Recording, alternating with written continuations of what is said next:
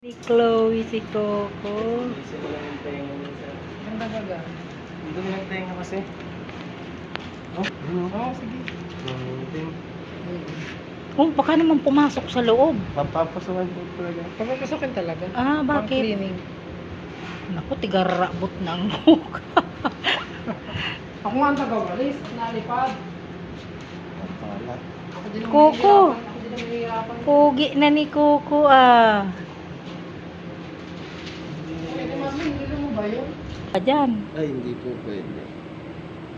Kamay lang po talaga. Masusugatan. Wala naman. Wow, ang bango-bango na ni Coco.